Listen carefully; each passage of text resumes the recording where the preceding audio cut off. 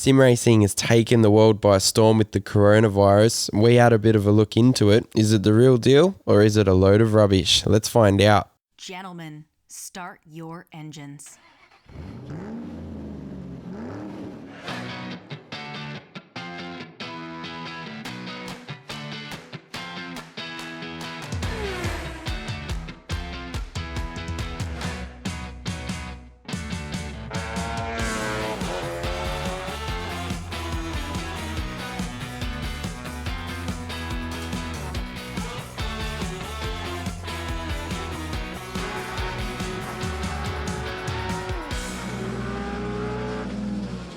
Welcome to Motor Racing Passion, a podcast for racing fans where we chat the old and the new in motor racing and share our love and passion for the sport.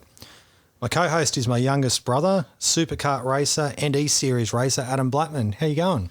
Good, thanks, Luke. How about yourself? Not too bad. How's the E-Series been going? Yeah, not too bad. 2 rounds in the books, coming up for round 3, so at Bathurst, so that should be even better. Yeah, not too bad. How'd you go at Detroit the other day?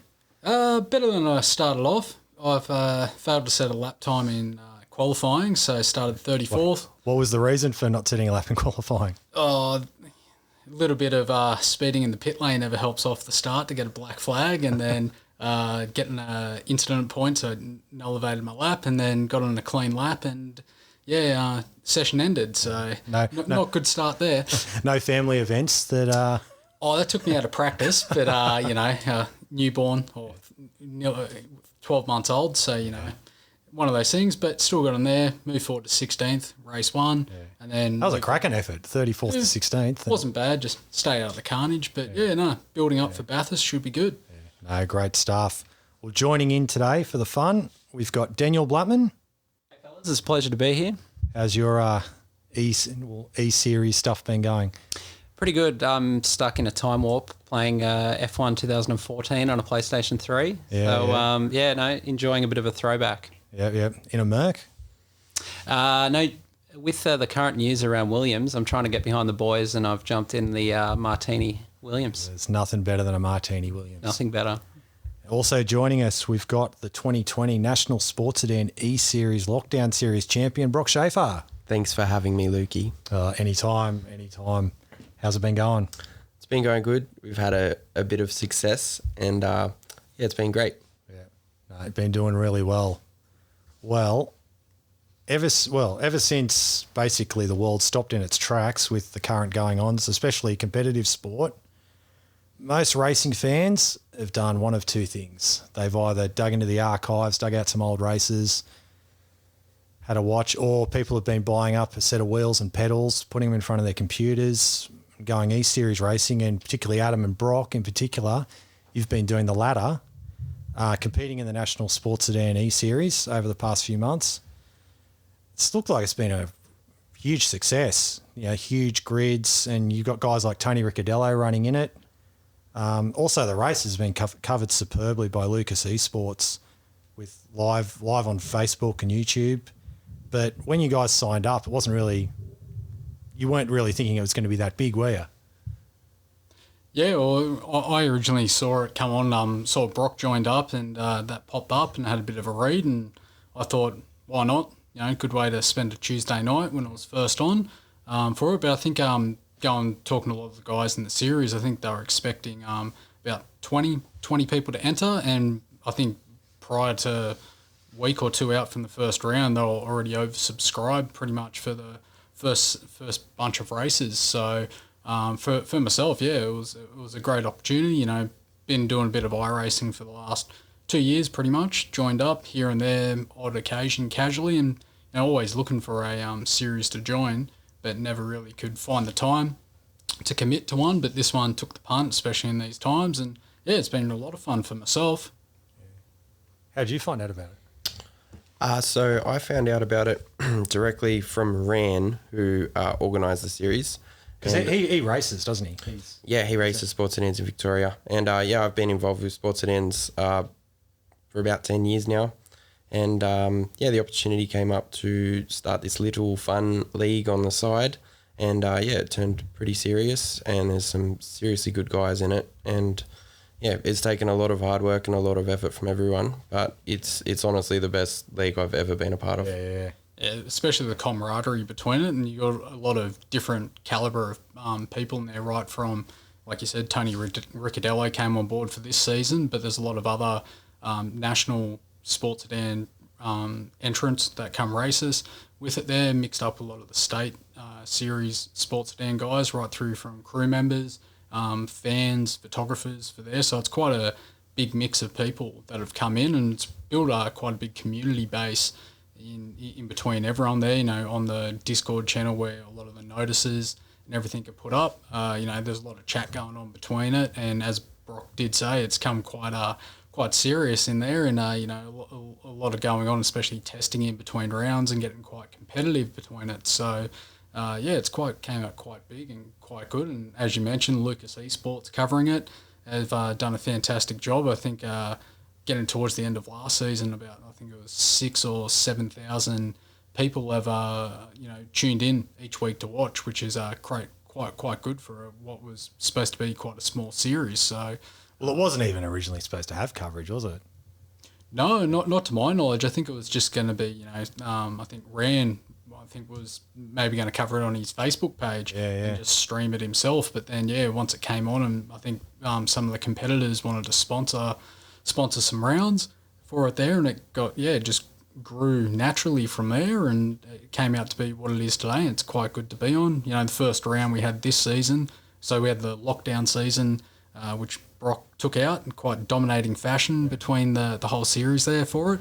That was basically, they came out for a bit of a trial and was hit the ground running with this season one. Started off at Oran Park with the Des Wall Trophy. With there, was actually sponsored by Wall Racing, with David Wall coming on board to sponsor that one, which was quite good for it there. And yeah, we had some big names come on. For I think this one's Ferguson Group Media coming up for our next round, which runs the race car engineering magazine, I think it's called, in Australia, for it there. So yeah, getting quite a big name of coverage on it there. It was funny so I first saw, I just saw on Facebook it popped up that Brock had topped the test session at Phillip Island before the first round, and I had a look at it, and then it was like, it was from this page. So I was like, oh, well, Brock's obviously in that, and I had a look, and I saw Chris Jackson was on it and a few other guys, and then probably about an hour later, Adam sent me and Daniel a message, and he's going, I've signed up for the Sports Sedan Eseries, and be all right to have a go. And yeah, no, that's exactly how it pretty much happened. You know, saw it popped up, you know, Brock being on it, joined in from there, and yeah, the fun doesn't really stop from there. How's that work, guys, with the guys in the series getting first crack at entering it, and then obviously you guys who involved in it but not racing in real life? Like, is there a preference given to different competitors to get involved? At this stage, it's first in, best dressed. They've started up a state series for anyone who would like to join the national series but can't get in due to a full grid.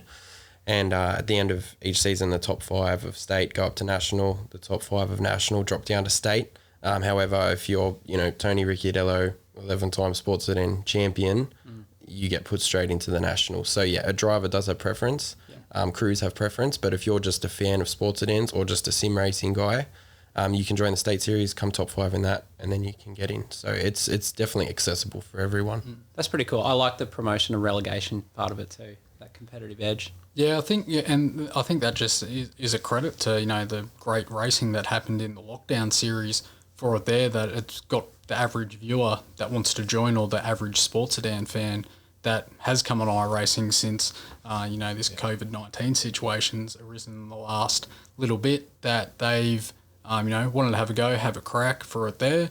And, you know, it's given an avenue for, you know, the average racer to, you know, have a crack against, I don't know, I guess some of your idols. Like for myself, you know, seeing Tony Ricciardello run around in the Alpha, you know, early 2000s, going to Oran Park myself, for that, you know, to be up against on the grid is a pretty good, you know, pretty exciting thing to do. And like even like Chris Jackson, for there, you know, knowing Chris over the last, you know, 6-7 years, for that, and then to line up on the grid prior to that, you know, seeing him race at Oran Park, Eastern Creek, etc. for that, you know, it's pretty cool to be able to be sitting on the grid virtually alongside these great people as well. So tell us a race night. So it's Tuesday nights. For me, not competing in the series, Tuesday nights become race night. You know, that's about 7:30, 8 o'clock. I'm tuning in to watch you guys race. What's it like for you guys? Oh, well, for myself, at the moment, I'm still working full time. I haven't stopped with my job, so I usually get home, 6-ish, round about there, sit down, have dinner with the family, help out around the house, do the odd jobs, help put my son to bed. So about 6:15, well, get on the sim, or no, well, usually it's 7:15, 7:30, depending on how everything's going with it there, and it's usually practice starts about 7:30 or 7:25, I think, actually now for it, and the broadcast starts. So it's usually roughly 30 minutes of practice, 10-minute qualifying session, and then it's straight into the races from there, varying depending on the round, the different laps for it there. And then when the racing's finished, it's either sit back and have the banter between the drivers online afterwards, or it's turn off the sim and off you go for me. How about you? How do you build up to it? Well, I'm taking it a little bit more seriously than Adam. So yeah, initially every Tuesday's a sick day. yeah, no. Initially it was just to sort of arrive and drive for fun, but as it's gotten more competitive, with obviously the top level drivers Adam's mentored, also Lee Partridge, who won Aussie Driver Search, he's in there, so obviously he knows how to drive. So yeah, I do a lot of prep during the week. So setups, working out all the fuel strategy and stuff. Although it's virtual, it still matters. Yeah. And generally by the time Tuesday rolls around, we're pretty much ready to go. Practice I find useless because everyone's online in that session. There's no clear track. Qualifying is an open qualifying, which is, again, really difficult to get a clear lap. So you just got to get a banker in early, and it's really high pressure. And then, the races just flat out sprint. Yeah. But I do a lot of prep during the week, as I've noticed some other guys are now as well. Yeah. So a bit of background, all four of us here, we've all raced alongside each other in go-karting. So what's it like when you're sitting on the grid before an E-Series race compared to, say, sitting on the grid before a go-kart race? Or what's the feeling like? It's exactly the same. Yeah. Yep. I think sim racing takes a little while for your brain to accept what's happening because you're relying purely on visual cues, but once you reach that stage where your brain understands what's going on, it is almost identical to real racing. Obviously, it's not as physically hard, but the mental process and the coordination is identical for me. It's the same pressure. Yeah. Yeah, 100%. Like for myself, like I get the similar feelings, especially like on the grid. Like you can do other official online races in iRacing, and that's just another race. Doesn't really matter. But for this, you're treating it like 100% like a real race, almost there. So you get the little bit of the butterflies on the start, and then you get into that first corner, and you got that little bit of apprehension in the mid pack of what's going to happen. Are you going to need to avoid an accident? Are you going to try and sneak that? That pass, that half opening that's there for it. But yeah, like 100%, as Brock said, you're treating it as a normal race. What about when something goes wrong? Like over the chat, is there much of a blame game if there's a incident on track? Or there was at first for it there, and it was pretty much we run what they call a Discord channel, so everyone's linked in, so you can call out. If there's an accident on a certain part of the track, lets everyone know.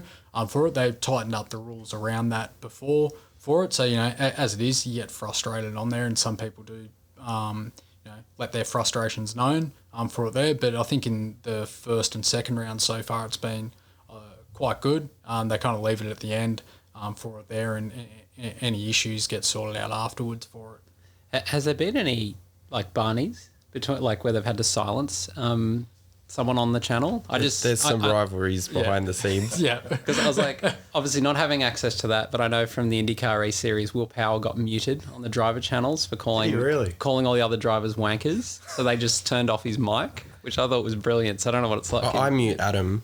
Yeah, yeah. I mute myself because We've been trying to mute Adam for 30 years. I mute myself by not going out and buying a headset that I can connect into the computer. So That's where the lack of commitment is. Brock Schafer's got a headset. Yeah, no, we've got all the gear, Logitech wheel, yes, all the gear. But yeah, sim racing can get quite expensive. Some of the guys are out there with $2,000, $3,000, $4,000, $5,000 wheels, which is a little concerning. Yeah. But yeah, that's another aspect of it. That's super realistic. You got to have the gear. You can't win without the right gear.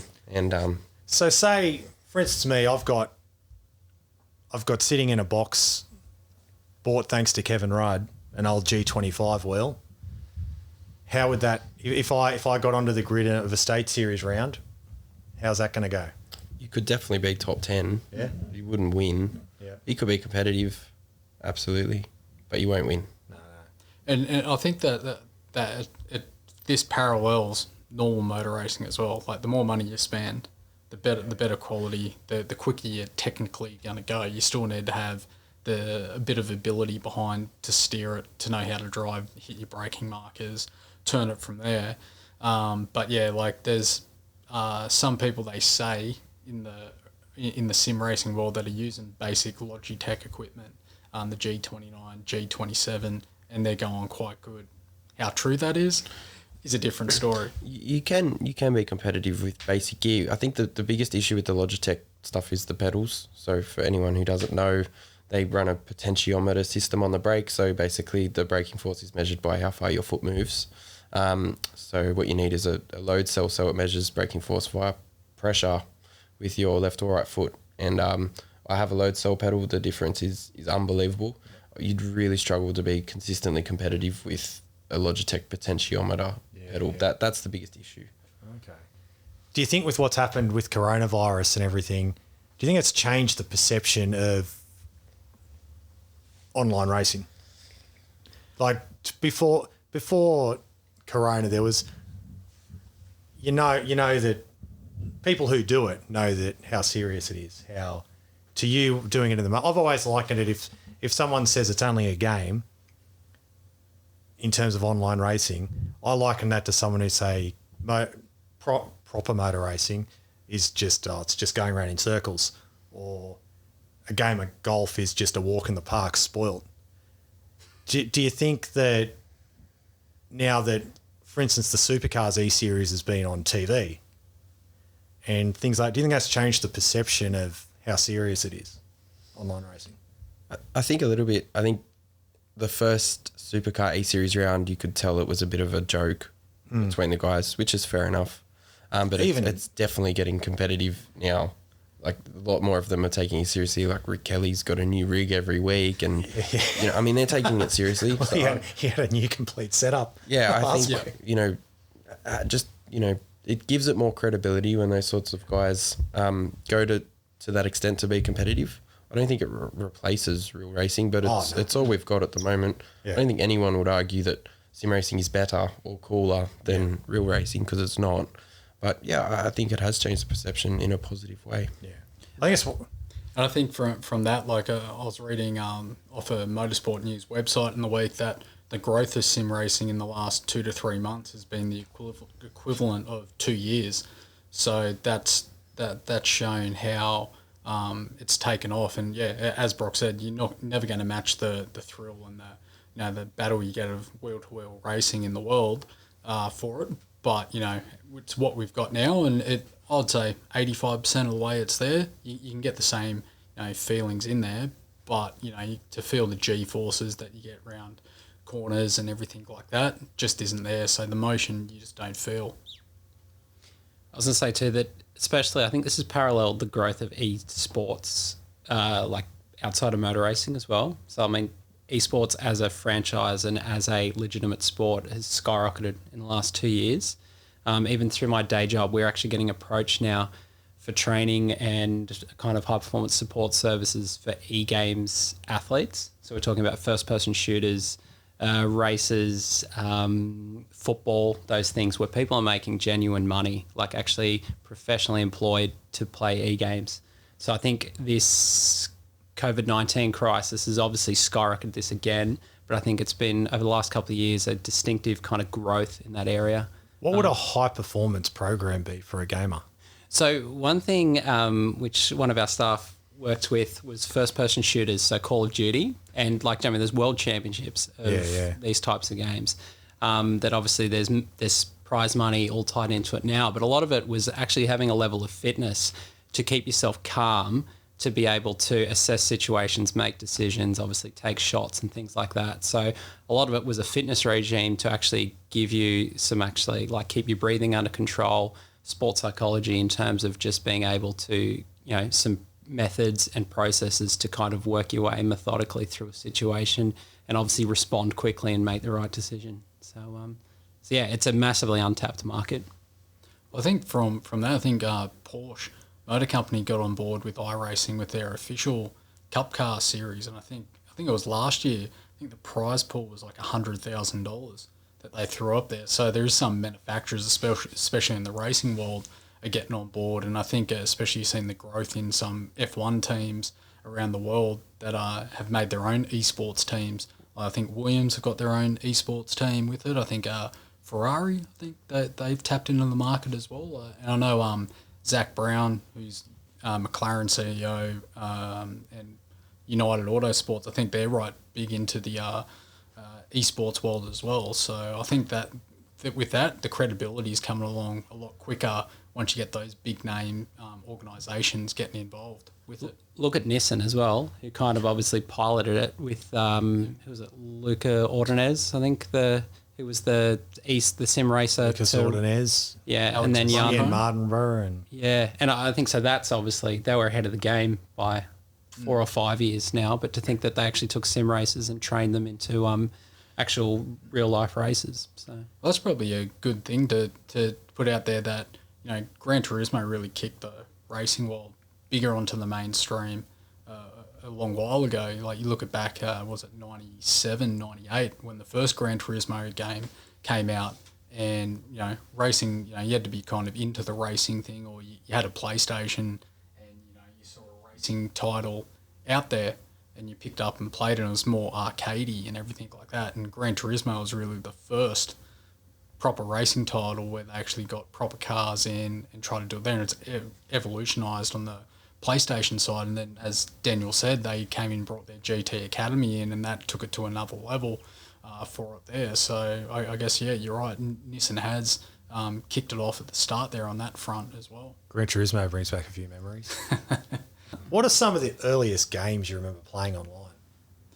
Probably for myself, going right back is, F1 97 on the first PlayStation, or coming through into that first Gran Turismo. And then even, I guess, I think for the three of us, we spent the most time on was the original Toka Touring Car game on the PS1 for British touring cars, which was just a fantastic game, I think, but for mine, it was Street Rod 2 and Mulholland Drive. That wasn't online, though. Oh, Online. Can you get a patch? Could you get a patch these? I think that was back in almost the Commodore 64 days. Okay, so. all right. So that's probably my favourite game, but online game. Online. Yeah. It was probably R Factor. Online. Live for Speed was probably the earliest. Or GTR 2. This is the point. You're all incorrect. It's GTR 2. That is the greatest of all time racing sim. Full stop. That was pretty good. And that was some of that, and Live for Speed was some of my earliest jumping online to have a race. But I really got into it with R Factor and the Group A Touring Car Legends mod. That was the one that forced me to get a wheel. I had no choice. Buy a wheel and drive a Sierra. GTR 2, that was 2005 GT. It was 3 and 4. 3 and 4, right? Okay. Yep. Had the Vitaphone Celine. Yes, it did. Probably my favourite GT car. From that era. Favourite Celine, anyway. I mean, it is a close call with Toka because there's nothing more iconic than the gold and green Peugeot SO Ultron. with 3 pixels making up the entire car. Yeah, exactly. Which was my go-to. Either that or you had the Renault Laguna and it was in the blue and yellow colours, and if you were behind it, it was just a blue blob that you'd follow around. Most frustrating game ever. Do you guys struggle to play those games now? I know occasionally I'll put an old game in and I actually can't play it because the graphics are so awful. We've become graphic snobs. I remember when Toka 2 came out, and you was like, this is fantastic. How good is this? But yeah, it's probably, I don't know. I think I could maybe still play it. I played Formula 95 a couple of months ago, and that was tough, but it brought back some good memories. Is that the one where Murray Walker commentates while and he yells out like things that aren't related to what's going on? Yeah. It's like they got 10 phrases and they iconic. just recycle. So Brock and Adam, you two are both our experienced online racers amongst the 4 of us. Well, Brock's experience, I'd probably say I'm intermediate. I'm just an amateur having fun. More experience than me and Daniel. With the gear you have to race online and, you know, the rig setup and everything you've got, just tell us a little bit about how you went setting it all up and what you've got. I've done sim racing for a long time, so over many years I've slowly upgraded my equipment, but I started off the same as everyone else with Logitech's single monitor, a non-online game, and just a desk and an office chair. So that's all you need to start. Yeah, 100%. I'm still running Logitech myself for it, a G27 wheel myself. So that's, I think, about 3-4 years old for myself from there. But I guess it's how much you want to spend. Like if you want to spend, if you've got an unlimited budget, there's products out there to suit your budget level. Or if you're entry level and you just want to start out, then yeah, Logitech's probably a good start. Or you go Thrustmaster is another one, depending on your price point. But other than that, you can either hook it up to a computer and then you can, go from there. There's plenty of other platforms out there that you don't require to run online racing. Like there's R-Factor, Automobilista is another one, or Assetto Corsa out there. You can start out from that and you can plug it onto a desk. So in terms of the competing in the National Sports Sedan Eseries, tell us a bit about what you're running to compete in that. For myself, so I've got Logitech G27 steering wheel and pedals. The pedals have had a load cell upgrade onto them. They were done a few years from SimWorks down in Melbourne. And then from that, I'm just running off a next level GT Ultimate base for that with triple screens for myself. So I built that up over about a 12-month period for that there for myself. So you obviously purchased the wheel, and then did they send you all the parts to sort of build the simulator up to fit the 3 screens, or? Yeah, so I researched a bit for my rig to have a look there. So I bought the wheel separately. So I had that previously to buying my rig for it there. So I tried to find a rig that would take my wheel. I had a base plate for it there. So there's different versions of the base model, or the base where the rig bolts onto. From there you've got different options. So the standard option is just a single monitor, or you can add an upgrade option for that to have triple screen. So you got a center and one either side for that there. So there's different ones from there, but it does come in two different models in there. You can get one with the seat component or just the steering wheel part. So if you've got a static seat you can put behind it, you can just have the wheel stand component up there and just attach it to your screen. So did you buy from SimWorks too, bro? No, I couldn't afford that. So I all the gear, no idea. Yeah, I had Logitech for a long time. I eventually uploaded to some Fanatec load cell pedals. I got my mate, who's pretty handy with the welder, to make me up a quick sim rig just in his shed. We pulled an old seat out of his other shed and bolted it together, and I've got a pretty modest setup with Logitech wheel. Some nice pedals. I've recently upgraded to VR as it's a bit cheaper than going to triples, and for me personally I prefer it, and that's all we've got. nothing too over the top for Adam or myself, like very affordable for most people. Yeah. And obviously does the job. Yeah, it does the job. It's good fun. It's pretty easy to spend $30,000-$40,000 on sim equipment, but I don't think that's necessary. It's as easy to spend 30 or 40 grand on sim equipment as it is on go-karting. Yeah, it's motorsport, even virtual motorsport. It just makes my wallet really sad. Yeah.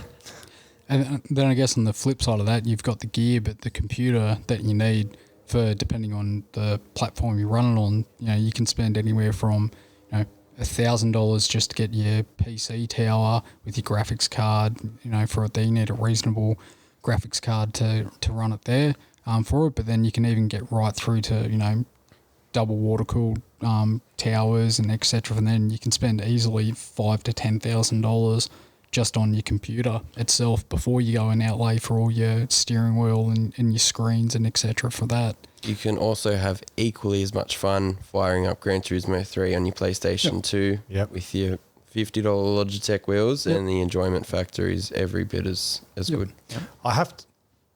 Yeah, no, I was going to say that's me in a nutshell, playing 2013 level games on a Logitech wheel. And it's good fun. For myself, that's how I started out for that, all those years ago from us, playing whether it was Gran Turismo, Tokyo Touring Cars, Grand Prix 2, anything like that for it. Street Rod 2. Street Rod 2, classic.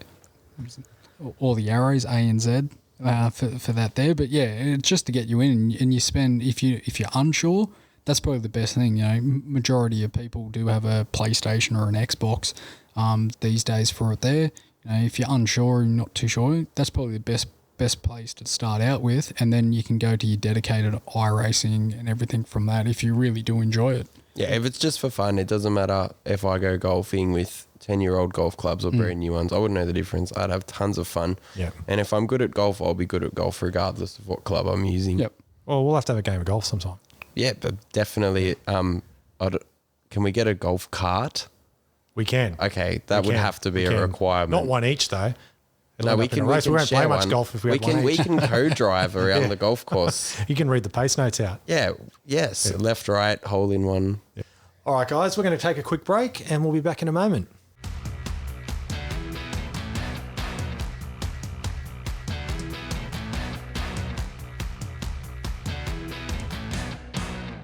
Interested in supporting the Motor Racing Passion podcast? Head to the link in the description to get your own official t-shirt. Now, back to the guys.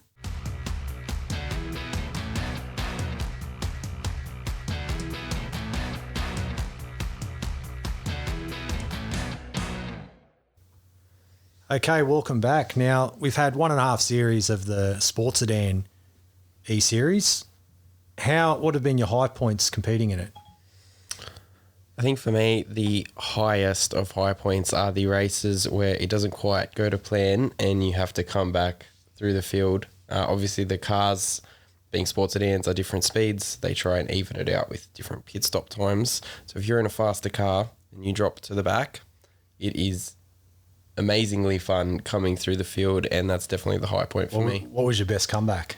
I still remember that first round at Phillip Island. I think probably the last round at Phillip Island was awesome. I thought the race was absolutely unwinnable, but that was the one where you wrapped up the title. Yeah, so that was so much fun, and even if I didn't win, it would have been a high point. Just the racing was so high quality, and I loved it. Yeah. That move around the outside in round one, at turn one. Yeah, I think that was our favourite move of the season. Full credit to Miles Bond, who was nice enough to let it happen cleanly, because he's a good driver himself. Yeah. So it was. He's very good, judging by the way. He is a very, very good driver. So he's had a few wins. So anyway, the car was working well, and I was able to do it. And the high point for me is just been the racing. For you, Adam, it'd be your latest paint job, wouldn't it?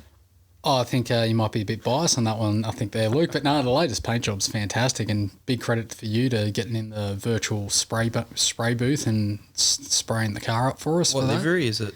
It's a throwback to the Bob Jane Chev Monza for it there. I know on the coverage at Belle Isle last week, Luke threw out the question to the fans watching if they could name it, and I think a few of them got very close to it. And yeah, I think there were a few there, got but right on the chat. Yeah, I think it's a replica of I think it was between 82 around that one when Peter Brock drove it. 82, 83. Yeah, drove for that. So yeah, no, it came out really And good. Alan Grice half of 84. Yeah. So for that, and yeah, it came across good. I know a few of the guys in the field that it was one of their favourite cars in the time, and actually got a bit of good feedback that they really liked it on it there. But outside of the fantastic paint job for it there, I think for myself, I'd have to go the very first round of this season at Oran Park for race 1 there. It was just a cracking battle that ended up in the race there. So he cycled through our pit stop time for it there, and then in the last 4 laps, I think I was sitting, I think just outside the 10, and came up, and there was a four car battle on the last 3 laps between Chris Jackson, Colin Smith, who's another national sports sedan competitor, and I think there was another car in there. Can't remember the name of the driver, but it was just clean, hard battles through Oran Park, and could have thrown the sneaky bump and run into Chris at the last corner. Why didn't you? Well, I was trying to be a bit nice in that front, and he picked me at the line by 1/10 of a second. That's why he finished behind him.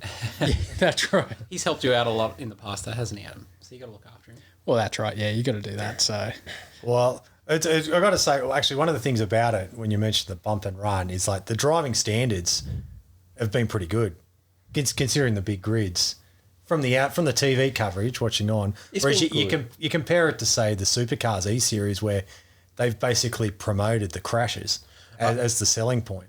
I have noticed the really good guys, especially the ones that race in real life, that there's the old balking on apexes, blocking crisscrosses, pulling you offline. Not dirty, especially if the car on the other end of it sort of knows how to handle the situation, but it's definitely aggressive. I'd say way more aggressive than it used to be, which is good. It's high quality racing, but it's pretty full on now. There's all sorts of tricks going on. Yeah, 100% for that. Like, I think, especially the early rounds, there was a little bit of carnage, like nothing that you see on the Supercars E-Series with it there, but it's, all you see on the ads for the Supercars E-Series is cars barrel rolling, cars skyrocketing up into the air. It's the one at Montreal a couple of weeks back. I think only about the first 4 cars. First corner, yeah. Got around without having a crash, and then that was all. Yeah, which I find ironic that on one hand they're trying to pass it off as this really serious thing, but then it's kind of, on the other hand, you've got cars crashing into each other and they're kind of celebrating it as entertainment. So yeah, it's one thing that I've found interesting with the E-Series, trying to play off what's seriousness and what's fun. So. Yeah, like the IndyCar one, the Indianapolis race the other week. Yeah, I actually found that frustrating because not that I've got a lot going on in isolation, but you know what I mean? You invest 6 weekends of your life watching that series, and obviously followed Will Power for a number of years now, and you got guys who are crashing people in the last corner of last laps. And in the case of, was it Simone Pagenaud and Lando Norris, he actually purposely found him on track and crashed him out of a win, which, kind of blew up from there. Lando's reaction. What did he say? He put 24 hours into it or something? Or? Oh, that's the thing. They're taking it seriously. There's no real racing, but they're treating it like it is.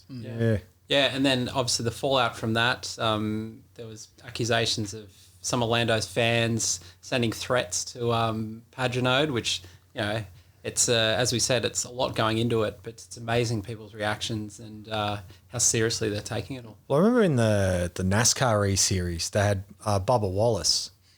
They sold a sponsorship for one of the rounds, and he got crashed. He got crashed on the first lap and quit. Yep. With the old rage with the race, and then the sponsor dropped him. Yep. But I mean, if you compare that in real life, if he got knocked off on the first lap and hit the wall, you'd be out of the race. If the team weren't happy about it, then they'd just park it in the gate. He'd be out of the race on the spot. Anyway, I think and that's, I think it's and it's the interesting thing about e-games, but it's like the perception of someone quitting, and do you know what I mean, like him just not being happy and taking his bat and ball and going home. So it's like that. I find that fascinating as well. Is that different to, say, if he got run into on the first lap of a real race and the team could have repaired it, but they're too angry or too annoyed, so they just park it, pack it up, and say we'll run again next week. Quitters aren't winners.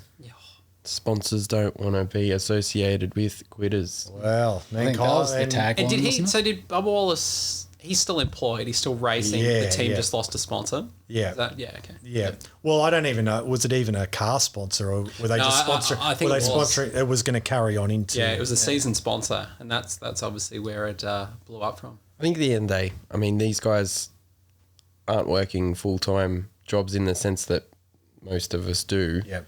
You're getting paid big dollars. How hard is it to sit on a computer? Play a game. I agree. Well, it's mirroring what they're doing in the real life, sitting behind the wheel. Yeah, Like, yeah. essentially. But do you agree that I mean, some of us might have seen Robin Miller's article on how his opinions on e-racing compared to the real world, and he's obviously not of the opinion that your actions in the online racing affect your employment in the real world. On that, I think if it's like an official series where your team signed up and you're signed up on behalf of your team and brought it on, well, it's almost a continuation of your workspace. But if he was running by himself in just say another official online race that had no tie-ins with anything and that carried on, well, that's completely different. Like if you're employed and a part of your employment contract says that, it's a different story. These guys are brand ambassadors for their sponsors, so I sort of understand from the sponsor's point of view. It's not for me to decide whether it's a fair punishment or not, but they have an important role to play, and they're role models. Yeah. Well, I think Kyle Larson's There's no defense for situation. that. No. You can't. And I guess in Daniel App's case as well. Well, it's funny because I'm as much as I'm a big fan of Rob Miller, I think he's showing his age with that article that you've referenced there. Yeah. But because the realities of what it was like in the old days versus at the moment, especially when the sport's crying out for maintaining sponsors and keeping investment when there's no racing, to suggest that there shouldn't be any connection or consequences to some of things, I think it's a bit short-sighted.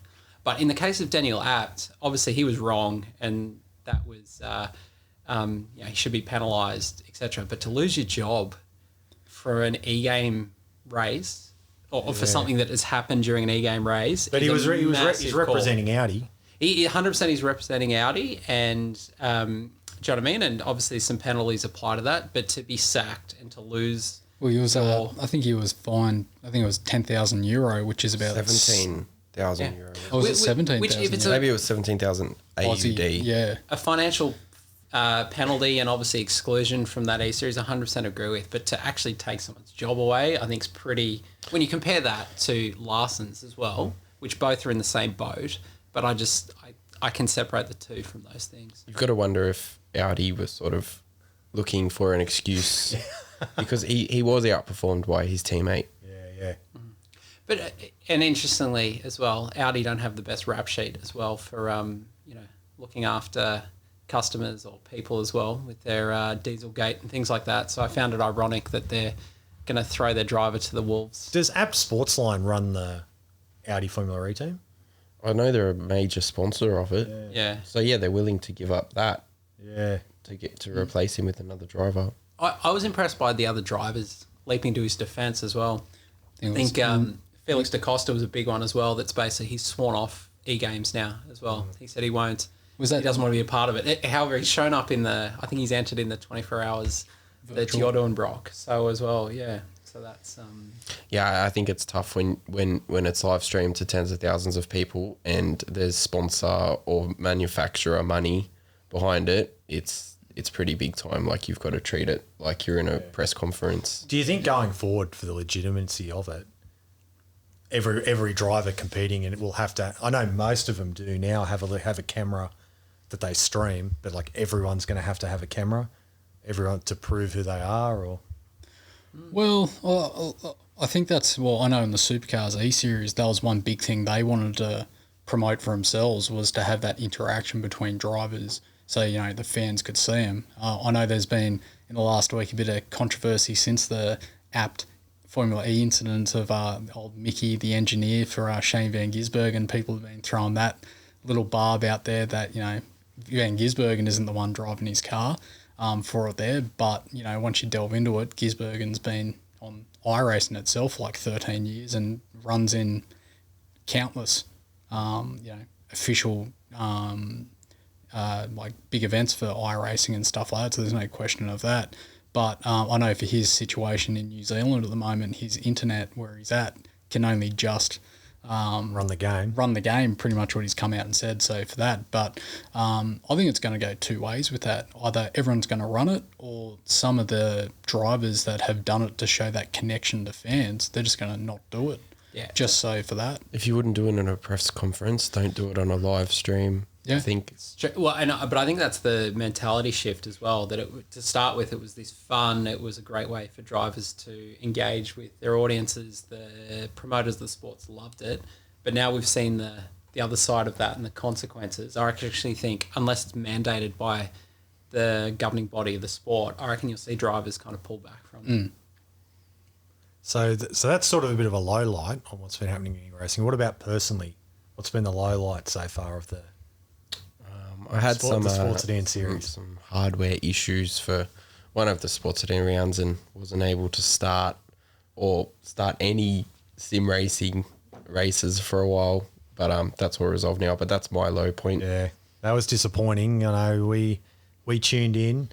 My partner's firmly on the Brock Schafer fan club of a Tuesday night. That's a bit disappointing for myself, not being a big 2-2 fan. Well, you're not up the front. Does the Brock Schafer fan club produce memes in support of his racing? Not yet, because the president of the Brock Schafer fan club, Luke Blattman, doesn't actually possess the skills on a computer. I know someone who might better help you out. Yeah. I'll send you an iPhone app. I mean, I could make memes about myself, but You could. that's not a good. Can look. we, It's not a good character trait. especially after our Belle Isle last week, can we get the Martin Brundle grab where he goes "Oh Max" and then just put "Oh Brock"? I don't understand what you're talking about. 05 Brock. Yeah, that's I don't think we're allowed to mention Max Verstappen on this podcast, so that'll be the last mention. Or Detroit. They say, no, we want Brock to come back, so we'll mention. well, especially mention Max. in that one at Detroit, he came back to 9th, 6th, 6th, 7th, 7th. 7th. Yeah, that was a good grab from what happened there to come back all the way there. Yeah, I got it. So basically, on the first lap, I was leading. I had an indiscretion, took out the top 5 cars behind me, fell to last, and got back up to 7th. But there was a bit of fortune involved in that. So. Well, I mentioned it. It's for such a tight, twisty track. There was a lot of passing. Yeah, there's a lot of passing, Really? but there were a lot of guys making mistakes, and it wasn't like I was, snow Carving them ploughing. up. Yeah, I wasn't, doing a Lewis Hamilton through the field. It was just sort of happening. So licking the stamp. yeah, no, there was not much. Can we not say that? I was licking my wounds. A shout out about the Detroit Belle Isle circuit. If you want to see the perfect lap, Montoya's 99 qualifying laps doing the rounds on YouTube at the moment. So do yourself a favour. What qualifying lap has Montoya done that isn't perfect? Oh, I've got a couple. I think he's fenced a few, but this one's incredible. It's like rubbing wheels. Was it as good as Monza 2001? Well, Or was it 2004? what do we his throw lap out? record? 2004, yeah. Do we throw out his NASCAR under caution into the back into of the truck. into the truck into that It too? was a hot lap. That was a hot lap. Maybe that's a future podcast. One Montoya. What about you, Adam? Your low light. Well, I'd probably have to say the last round of the lockdown series. That was just utter average for me. For I qualified down the back, trying to push through, made a couple of mistakes in the first race, ran off. And I think I finished up 29th at the end of the first race for it, and then started the 50k plate, cornerstone of especially the Victorian Sports Sedan Championship down at Phillip Island for that, and got caught up in the race start carnage where there was cars rolling in that. I think I ended up nearly did a Jason Barguana from 2000 in that, and didn't try and find the person in the pit lane because it was just all that. But yeah, for that 99, I think. 99, sorry, for that, and for that, and I didn't turn one lap in the race because I sat in the pits for the waiting for a repair. So Brock knows about long repair periods. Yes, I do. I also believe it was 2001 or 2002, not 99. No, 99 was in the wet. In the wet. wet. But the big one with Murphy, that was 02. Is that 02? 02. Oh, sorry, I thought you were talking about the one in the wet. Where No, the one off the start line where about 15 cars went left, right, and centre. And he had little man syndrome. Yeah, that's the one. I think is that where Murphy said he'd do it again or something? Or yeah, I think on another podcast. I don't think he meant do it again as in that, but he meant he'd hold his line and that the same way he did.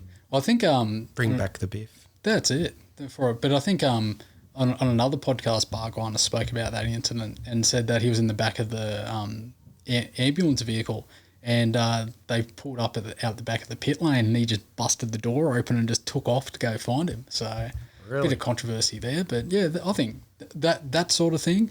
Coming back to talking about drivers having cameras and everything, I think the good thing about that has been it's allowed us to see a bit more of the driver's personality. For in the real world, they're in their car, they got their helmet on. For it, you don't get to see that. But in this, where they got the live streams and they're interacting, and on that, you've actually get to see a little bit more about their demeanour for how serious they have been taking it on it. So when are we going to get the Brock Schafer Twitch feed? Well, I wear VR headset, so Well, actually, I was just thinking that actually. as well. RoboCop. That's yeah. I look like it looks like Daft Punk's driving the car. Work. So if all the drivers started doing that, that effectively renders the. Oh, I wonder live if feeds. Leon's had one, if he'd just be smiling with his thumbs up the whole time. That's how he steers the car. And thanking Levi and Chili. Saying hi to Levi, Yeah, that's actually. right. Well, I saw Brad Jones was running The celebrity race. Yeah, he had the full headset on the other week I didn't, in the celebrity race. I think because he was using the same one Macaulay uses for it. I think there was someone. I thought it was Brad Jones. There was someone. Carl Cox, the DJ, had the old VR yeah. on. Well, maybe that's who it was. I'm not sure. He's not as good at driving as he is at making tunes. Haven't heard a Carl Cox song. I can say that for sure. So we only talk about Jordan Cox, those types around here, It's fair enough. or Charlie Cox. I can't think of any other ones. No, but I think on that celebrity E-race, that was something else. That was a good laugh. I tuned in to watch that. I think Toby Price ended up on his roof for the last couple of laps and for it. And I think you might see a few more of them. I'll have to get a sports sedan celebrity race. They're all already in the series. Yeah. Fair point. Who else would you like to see go in it? I think it'd be good to have Thomas Randall in there. Yep. For sure. Darren Hossack. Oh, I was going to say getting Darren Hossack. Yeah, you got to get Darren Hossack in there. Even Kerry Bailey. Yeah. Would be Jack a really Perkins, good one. get him back. Yeah, get Jack there. in there. Yeah, Pull him off the farm and the tractor. And Even Grant Dorman. Even get Peter Dorman. Yeah. You know, you can have like a Gatorade themed sports sedan. That'd be cool. I'd like that. They get someone like Keith Carling out there. Is that The 300 ZX. You know that car still holds. No, it doesn't hold the lap record. It held the lap record at Bathurst up until 2 or 3 years ago for sports sedans. That was a great car. Very That fast. sounded fantastic. Yeah, although the thing is, when I think Keith Carling, I think like a Mazda RX-7. That's before my time, Luke. Great car, bright yellow. Get him, Keith Carling, involved. actually, have a look at that. Mick Monterosso. The two major colours in sports sedans recently has been red or yellow. Yeah. Every colour is either red or yellow. Silver Audi, was it? Well, that now. Jordan Caruso's Commodore looked all right, painted up like the Audi last season, the silver and red. Yeah, he's running his Scops livery now. So Scops is like a really the top league of supercar racing on iRacing. Oh, okay. So he's running his Scops livery. I'm not sure why it's called that. I think it's supercars. Love Cops. Yeah, it's an acronym for whatever the championship's called. So Right, okay, right. So he's quite yeah, I think he's quite involved in the... Yeah, he was top 10 for qualifying at the last round for him that I saw. So he's quite up there like he is in the national field. Super fast. Yeah. And wheeling a supercar Commodore on iRacing is not an easy feat. So he's doing quite well. As well as Josh Pickett in the series as well. He's also super fast. I believe he's like a multiple speedway champion Oh, really? in South Australia? Yeah. But I think from personally, I reckon the best looking sports sedan is the Mick Monterosso Escort for there. I'm a big Ford Escort fan myself, and Miles, who's got that car now, he's trimmed it up and looks fantastic, and he's running the Z4 in the series, and it looks just as good in the real life. Yeah. That's good. How did you come up with your paint job? I got mine Brock. made by Worm Paints. Yep. So he does all the fancy iRacing liveries, and I want it to be inspired by the Manti 2018 Porsche number 911, the Grello Grello. Porsche. Yep. It's my favourite livery ever. So yeah, it's an inspiration. I've of that. named it Aston Grello. Yeah, Aston I've named it Grello. Aston Grello. Yeah, it just doesn't quite have Earl Bamber driving it, but It's got better. yeah, I don't think So so. what have you got coming up, e-racing wise? Outside of the Sports Sedan series. Yeah, we've got the Le Mans 24 hour. That'll be a big one. There's a few other series that the Sports Sedan guys are running. There's one for the GTP, I believe it's called Nissan. I'm not sure what year it is. IMSA? You'd know what year it is. Yeah. Jeff Brabham drove it. Yeah. So 88 to 91 around that period. Yeah, so that's in iRacing. That's a bunch of fun. So pretty much that, the Sports Sedan series, and focus on Le Mans. That's it. That's coming up Le Mans weekend. Yeah. Or the original Le 2 Mans or 3 weekend. weeks, I think. Yeah. June And that's 13, 14, I think it is. No, June 20th. It's on the weekend of Weekend the go-kart after. round. Yeah. So what time's that going to start for you? Normally it starts like 11 p.m. on Saturday. So it's going to be like a 4 to 4, Yeah, I roughly think they French time. Yeah, they mirror it to be the exact time. How does that work though in terms of you and your co-drivers?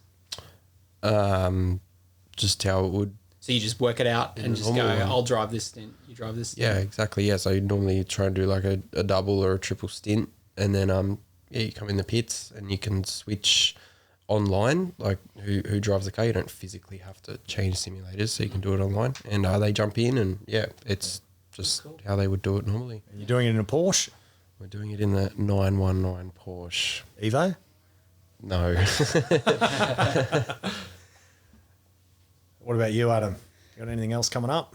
For me, the Sports Sedan Eseries at the moment, right? Just focus on that, and then try and do any other sessions I can get online for. But mainly just focusing on that, and hopefully I can get a bit more speed out of my car and get up and with the top guys and try and mix it with Brock. Hopefully by the end of the season. So What about you, Daniel? Still F1 2014? No, well, so what I've been toying with at the moment is there's a feature on F1 2013 to play some classic F1 cars. Yeah. So at the moment I've got a 1987 Ferrari Turbo, Yep. and driving that around Silverstone. So it's actually really hard with that turbo that kicks in. So just doing some laps of that at the moment, and then we'll kick into a race around there. So, but it's pretty cool. You've got the 87 Ferrari, you've got Senna's 85 Lotus, Mansell's 92 Williams. So it's pretty good. Actually, Alan Jones's 1980 Williams as well. Yeah. So It's just a pity you can't drive it around Calder. that's a draw. Well, I won't criticise the game because it's 8 years old now, but it's modern tracks, so it's the modern Silverstone. It'd be great if you could actually have that era, the circuits that match the cars. The old 7-corner Silverstone. Yeah, and even what we're talking about, Paul Ricard or something like that would be pretty cool as well. R-Factor. It's, R-Factor will do it for you. Well, I've been getting itchy feet watching you guys play this, so I'm going to have to dig my R-Factor out because I don't know if my computer will run iRacing. you'd be surprised. What But at the very least, I have to get the get your R-Factor frame running. rate won't be any worse than F1 97. Right. What about F1 95? Your frame rate would be better. Better? On your Better, curve. right. So just squint and you'll be fine. So maybe jump on to get R Factor going, get my G25 wheel out with my H pattern, And your potentiometer pedals. geometry panels, and I'll have to load up Group A Touring Car Legends. Well, there was a DRM mod that was quite good with the old Zach Speed Capri and the Porsche 935. Yeah. So I might have to get into that or just dig into the old races. There's plenty on there, and I think there's been a fair few people still producing content for R Factor, even though the new one came out. So yeah, there's plenty out there, and yeah, still a lot of community. I think Speed Cafe and some HQ Holden racers that are digging out the old HQ mod. There was a HQ mod on. Well, someone's making a AU supercar mod, and I'm hoping that there is a VT Commodore following it. Oh, there'd have to be. You can't have one seriously, without the other. if they brought out a retro supercar mod for Assetto Corsa or R Factor, I think that'd just be amazing. Everyone would love it. Well, worst comes to worst, I'll just find the old PlayStation and get Colin McRae Rally out and get into that. All right. Which Colin McRae, right? 4? I feel like 4 was the best one. I only liked 1 or 2. Yeah, they're official. There's something sweet about that first Well, official, one. but they had all the cars and. No, take a step back to that. The old RAC rally game on the old PC. We'll be going down a path. About Sega Rally. That was Sega Rally in the Celica arcade. at the arcade. Yeah, that was pretty sweet. Martini Lancia. That was a sim, that one, for sure. Or Sega Rally 2. Yep. It had a few more cars, but you pulled the handbrake up and you could run a Alitalia Lancia Stratus. That's pretty cool. That was the cheat. The cheats were good. Remember the tank in Toka? Yeah, that's hilarious. And the pink Cadillac. The pink Cadillac. The pink Cadillac. That's what's wrong with games now. There's no cheats. It's too serious. Secret cheats. That's what they need for iRacing.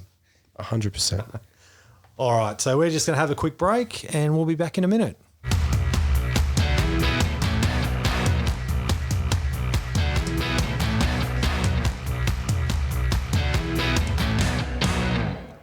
Okay, welcome back. Now, as I've said in the last segment, there's sort of been two things people have been able to do while on lockdown, so to speak, and it was get online racing or get out some old races. And I've lent more towards the old racing. And I did watch a few rounds of the 95 Australian Touring Car Championship over the past few weeks. And I've always been a Dick Johnson fan since I was a kid. So I was all about Shell Sierras. Early V8 years, I was all about the Dick Johnson, John Bauer and the EB, EF, EL Falcons. So the yellow and blue. But watching those 95 season races, I've got to say, I think my favourite livery would have to be the Glenn Seaton, Peter Jackson, EL Falcon. Just those colour schemes, it just suited the shape of the car so well. It wasn't over, Brock shaking his head. It wasn't, they weren't overdone. They were simple liveries. It just suited the car so well. But he carried that right from his Sierra, like He did. the same sort of design. Yeah, but I think just the EL Falcon shape just suited it so good. But then again, I thought his Sierras looked pretty good too. because that was it 90? You ran that 95, 95. 96. No, they Was that Ford banned, credit? They banned, 96 was Ford credit because they banned tobacco advertising at the end of 95. But yeah, no, like looking at EL shape, especially with the blue? EF shape. Sorry, EF. So blue base color, and then with gold and red, or yellow and red. down the Yellow bottom. and red. Yeah. So I suppose by that I have to be a fan of the Chris Lambden Commodore and Skyline then, because they were pretty much the same colours, just with bow repairs instead of Peter Jackson written on them. But what we all got, so I think we'll stick to the sort of, I'm someone who usually separates the 93 to 96 V8 period from when the V8 supercar tagline came along in 97. But we'll say the V8 formula from 93 onwards. What have been some of your guys' favourite liveries? Does the pack leader Ford Falcon count? Of course. What's the same livery, isn't it? Oh, no. There's no red. Oh, no, it was red. blue, But it was they blue had and the it was yellow white. on the bonnet. Yeah. Oh, maybe a slightly different shade of blue. To be honest, I didn't like that car at all. But no, for mine, the Sega Saturn 96 Gibson Motorsport Commodore. Yep. Something simple and sweet. About Simple, it. but yeah, because just Stood out. Just the logo and the yellow on it. And a funny story, actually, that sponsorship, I think, was originally supposed to be the Sega sponsorship. Remember Neil Shembry? Yep. He's run the Bettigrow. Well, he was supposed to run in that. Well, not in that livery, but he was supposed to have the Sega sponsorship. But for some reason, it ended up because Gibson had lost Winfield at the end of '95, and they got the Sega, I think, for round 3 in '96. Yeah, I think it was And plain that, for the first. yeah, because I remember a picture of the Neil Shembry car done up in Sega colours. And then at the end of the year, so he lost the sponsorship, but then at the end of the year, he turned out in Hooters sponsorship, but in the same original design he had for the Sega, the Sega one. Yeah, no, it was a good car. It wasn't Wasn't very overly successful for him. That's all right. Looked good. Because he ran it. The Gibson car was just white for what the Brock Invitational it called it first, and then it was red at the end of '95. yeah, but when it turned into '96, '96 was just white. white for the first couple of races, and then It's white for the first round at Eastern Creek, plain white. Then he had a crash with Peter Brock at, I think, Heat 2, and just pretty big crash. And the next round was Sandown. So that he ran one of the old 95 cars, still in Winfield colours, just without the decals. And then I think round 3's Bathurst, 96. And I think that's when the Sega colours came along. yep, right. But what about you, Adam? Yeah, for me, probably I've got two that stand out for me.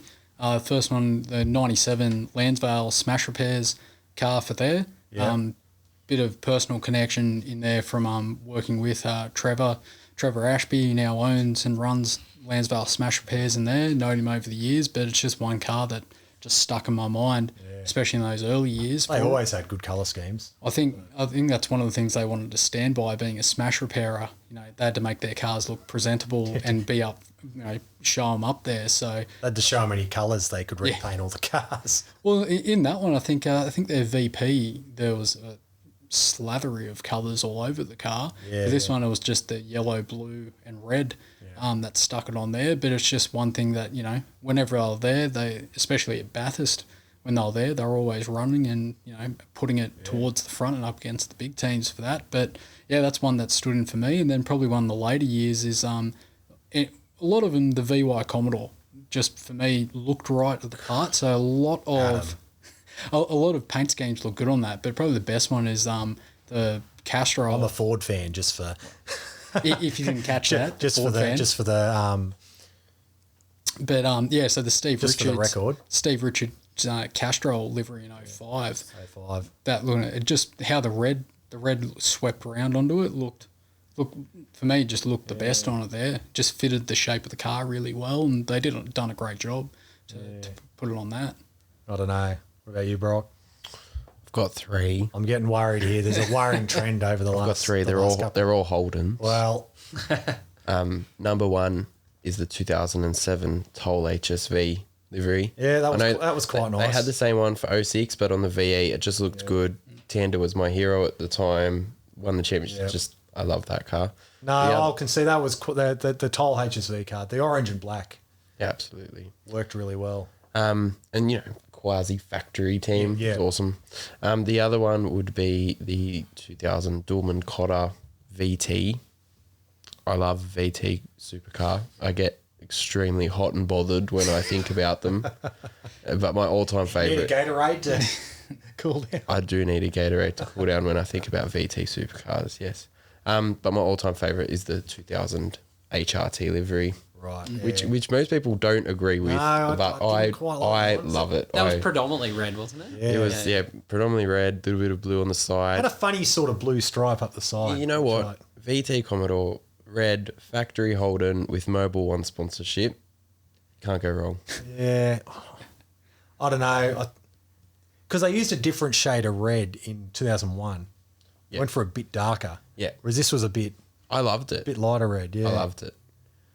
Yeah. I don't mind the Dulman Cotter Commodore.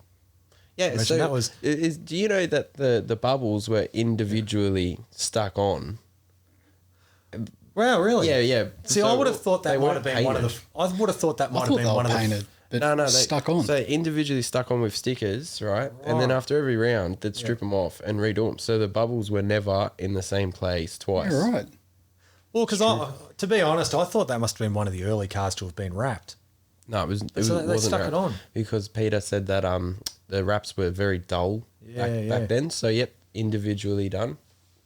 It's a lot of attention to detail.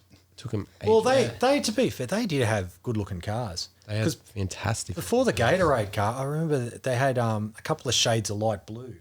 I think it had Allen's sponsorship for a while. They had a VP before then. And then even earlier, when they originally stepped out of the 2-litre BMWs and into Commodore, they had quite a nice. It was mostly white, but it had nice shades of sort of blue and purple colour scheme. No, that Gatorade one was a pretty good one. A special mention for the Richard Mork Rainbow model. Yes. Respect. Russell Ingall had good things to say about that paint job as well. Okay, thanks again, guys, and thanks to everyone for listening. Look forward to seeing you on the next episode coming up soon. Motor Racing Passion is produced by Luke Ryan for Tum Drum Media Production.